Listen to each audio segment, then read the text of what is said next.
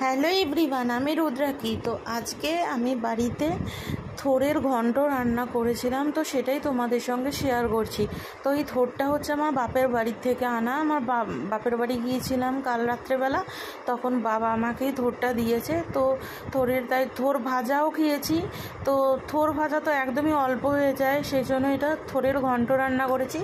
থোড়টাকে প্রথমে কেটে নিয়েছি, আর এখানে প্রথমে হাফ কেটে নিয়েছি আর হাফটা রয়েছে, তো সবটা মিলিয়ে এতটার মতন হয়েছে। তো আমরা স্বামী স্ত্রী দুজনের আমাদের হয়ে যাবে। তো থোড়টাকে আমি একদম ঝিরিঝিরি করে আলু ভাজার মতন করে কেটে নিয়েছি, আর তার সাথে আলুও কেটে নিয়েছি, যেহেতু ঘন্ট রান্না করবো সেই জন্য। তো কড়াইতে তেল দিয়ে দিয়েছে। হাজবেন্ড রান্না করা শুরু করেছিল প্রথমে, তো তেলের মধ্যে 5 ফোড়ন সোমবার দিয়েছে কিছুক্ষণ ধরে, আর আমি পাশে দাঁড়িয়ে দাঁড়িয়ে ভিডিওটা করছিলাম। তো ওটা দেওয়ার পর আলুগুলো অল্প অল্প করে ছেড়েছে, তারপরে খুন্তি দিয়ে আস্তে আস্তে করে ও নাড়াচাড়া করে ভাজছিল। আর আলুগুলো প্রথমে একটু নাড়াচাড়া করে নেওয়ার পর তারপর এটার মধ্যে নুন দিয়েছিল।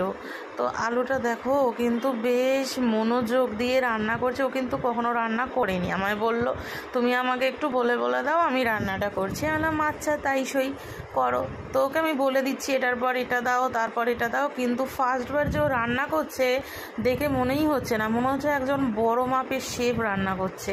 মানে রান্না করার খুন্তি ধরা, সারাশে দিয়ে কড়াই ধরার কায়দাটা দেখে মনে হচ্ছে যে অনেক দিন ধরেই রান্না করছে। কিন্তু হঠাৎ রান্না করতে করতে ওর স্যার মানে অফিস থেকে ফোন এসছে, তো একটু কাজে বেরোবে, তো হঠাৎ করে কাজ পড়ে গেছে, সেই জন্য আমি আবার রান্না করতে শুরু করে দিলাম। বেচারার মন খারাপ হয়ে গেছে যে আমি এত কষ্ট করে করছিলাম, হবে না।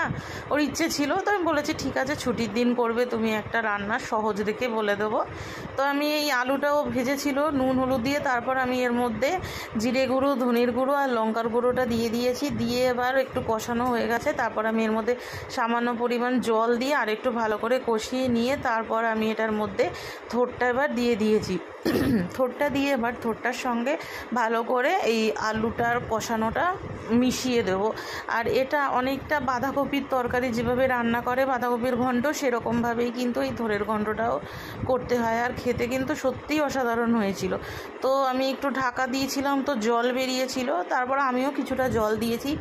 অনেকটা বেশি ধুম করে জলটা পড়ে গেছে, আর জলটা পড়ে যাওয়ার পর তো আর তোলা যায় না। তো একদিকে আমি ওই জলটা ফোটাচ্ছি, আর একদিকে আমি শুকনো খোলায় প্রথমে বড়িগুলোকে একটু নাড়াচাড়া করে নিচ্ছি। বড়িগুলো নাড়াচাড়া করার পর তেল দিলে তেলটা অতটা টেনে নেয় না, অল্প তেলে ভাজা যায়। তো বড়িটা একটু লাল লাল করে ভাজা হয়ে যাওয়ার পর আমি বড়িগুলোকে একদম ভেঙে না এরকম মানে চূর্ণ বিচূর্ণ করে দিয়েছি। তো তারপর আমি ওই ঝোলটা দেখো, এদিকে ওটা ভাজতে ভাজতে এদিকে ঝোলটাও কিন্তু একদম টেনে এসছে অনেকটা। তো এখন অনেকটা ঝোল আছে, যেহেতু এটা থোড়ের ঘন্ট করছি, একদমই তো ঝোল থাকলে চলবে না। তো দেখো একদম মাখা মাখা হয়ে গেছে। তো এবার আমি এটার মধ্যে বড়িটা মিশিয়ে দেবো, ভেজে রেখেছিলাম যে বড়িটা, সেইটাই। বড়ি দিলে খুব টেস্ট হয় এই রান্নাটা, তোমরা বাড়িতে একবার ট্রাই করে দেখো, দারুণ হবে খেতে।